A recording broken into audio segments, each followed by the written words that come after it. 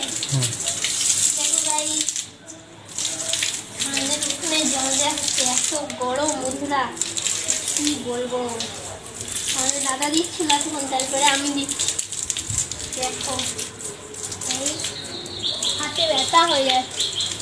Pipe লাগানো হয়েছে এইখানে, উঠোনটাতে শুধু তাপ ওঠে, সারাদিন রোদ পায়।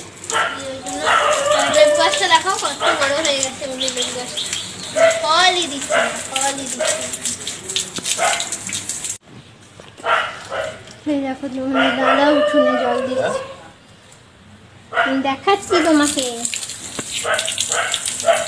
দেখো এই যে লেবু গাছ, দেখো কি তাপ ওঠে এই উঠোনটা থেকে। বাবরে সারাদিন রোদ পায়, সারাদিন।